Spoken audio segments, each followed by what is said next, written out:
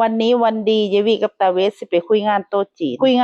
นเสร็จแล้วก็สิไปเอาข้าวหลามกับพี่สาวแล้วก็สิเอาปลามาจุ่มตอนแรงนำพอดีเจ้าพาเพิ่นนัดคุยงานโต๊ะจีนมื้อนี้พวกเราทั้ง4คนไปด้วยกันอีกแล้วมีพี่โดแล้วก็น้องเฟืองนำบ้านของเพิ่นเป็นร้านขายอาหารตามสั่งแล้วก็ขายพวกเมนูใหญ่ๆด้วยอย่างเช่นผัดเผ็ดหมูป่าแล้วก็มีต้มยำปลาน้ำโขงแล้วก็มีเมนูเด็ดๆอีกตั้งหลายอย่างแต่ที่สำคัญงานจะมาจัดที่นี่จ้าขึ้นบ้านใหม่บ้านสวยงามสง่าตั้งโดดเด่นอยู่ที่บ้านดอนแพล้อมรอบไปด้วยใบยาสูบคุยงานเสร็จเรียบร้อยแล้วก็สิมาบ้านพี่สาวจ้ามาเอาข้าวหลามมื้อนี้พี่สาวเพิ่นเผาบ้างข้าวหลามหลายเฮียงเป็นแถวซ้ายหลายอยู่เพิ่นบอกว่าให้มาเอาบ้างข้าวหลามเด้อมื้อนี้เพิ่นเผาหลายคักเนาะญาติพี่น้องเพิ่นมาหลายเผาแจกจ่ายให้กับผู้นั้นผู้นี้เอาเมื่อเฮือนนำน้องสาวกับน้องชายไปเวียเพิ่นออกเฮือนอยู่ทางอื่นเนาะเพิ่นกลับมาเยี่ยมบ้านพี่สาวเพิ่นก็เลยเผาข้าวหลามปั่นกินแล้วก็เอาเมื่อตอนเฮือนไผเฮือนมันนำก็เลยเผาหลายเป็นพิเศษแน่จังน้อยปานนั้นก็ยังบ่พอกันอยู่ข้าวหลามเพิ่นก็สิมีแต่บางน้อยๆเนาะเพิ่นบอกว่าบางน้อยๆนี่มันแซ่บยายวิก็มักบางน้อยๆนั่นแหละบางใหญ่หันบ่มักคือกันมันก็บ่แม่นหยังดอกเนาะบางใหญ่น่ะมันกินนานเบิดเพื่อสิเบิดเนาะบางน้อยๆมันก็กินแซ่บ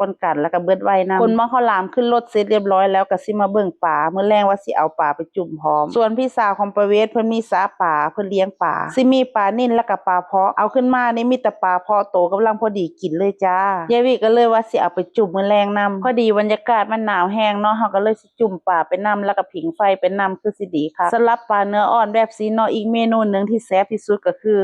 หมกปลาเนื้ออ่อนจ้าพี่น้องบ้านของยายวิมักกินหมกปลาเนื้ออ่อนขนาดเลยโดยเฉพาะอิตาเวสยายวิก็เลยบอกให้แม่ย่าเอาไปหมกปลาเนื้ออ่อนใส่เครื่องหลายๆเนาะใส่ข้าวเบื่อที่ตำใส่พริกใส่ตะไคร้ใบมะกรูดเนาะยอดน้ำปลาแดกใส่น้ำแล้วก็ชูรสใส่จักหน่อยเนาะพี่น้องคนเลให้เข้ากันบัดนี้เอาไปหมกก็ต้องห่อหมกใส่ใบตองด้วยนะถึงจะอร่อยข้าวก็ต้องเป็นข้าวเหนียวเนาะข้าวเหนียวคุยบัดนี้พี่น้องเอ้ยดึงหูก็บ่ออกถ้าเป็นอะไรที่เป็นแบบนี้พี่โดจะชอบมากจ้ะทุกคนวัยกำลังเรียนรู้จ้ะทุกคนเพิ่นสิมักจับมักบ่ายบ่ว่าสิเป็นไก่บ่ว่าสิเป็นปลาเป็นปูเป็นอีหยังกะยาที่มันมีชีวิตที่มันดินดิกได้นะพี่โดเขาจะชอบจับจ้ะทุกคนมักเอามาจับมาอุ้มไว้คือจังว่ามื้อนี้เพิ่นเห็นปลาเพิ่นก็จับเลยจ้าทุกคนเพิ่นบ่ย่านมันปักเลยปลาลักษณะนี้ก็ปลดง่ายๆเนาะปลดง่ายกว่าปลาเก็ดอีกตอนแรกเห็นว่ามันมีเงี้ยงใหญ่ๆหลายๆแบบสินึกว่ามันสิปลดยากสรุปก็คือหักเงี้ยงมันแล้วก็เอาออกแป๊บเดียวได้เลยตาเวทเราเอาปลามาประมาณ5ตัวนี่แหละจ้าแล้วเราก็มาจัดการทำเมนูปลาจุ่มจ้ะพี่น้องบ่ได้ยุ่งยากเอ็ดน้ำลาวดอกจ้าพี่น้องเราเอ็ดเองเบิดวันนี้จัดจานแบบสวยงามด้วยหั่นเป็นชิ้นเรียงเป็นระเบียบเรียบร้อยอีกต่างหากทุบไข่ลงไปท่าตัวปลาแล้วก็เอาง่ามาโรยนำเสร็จเรียบร้อยแล้วเราว่างามบ่วันนี้ตั้งใจทำให้เมียกินโดยเฉพาะนะเพิ่นว่าพอดีช่วงนี้พักมันหลายเนาะเมนูจุ่มเป็นอีหยังที่เข้าบ่อยที่สุดวันนี้ทำปลาจุ่มจ้ะทุกคนแล้วก็ทำน้ำจิ้มปลาจุ่มด้วยข้าแต่ขายของอยู่ก็เลยบ่เห็นเราเอ็ดตอนใดพี่น้องเอ้ยเสร็จเรียบร้อยแล้วน้ำจิ้มปลาจุ่มเล่าก็ได้ทำมาแรงมากคนกินก็มารอแล้วจ้า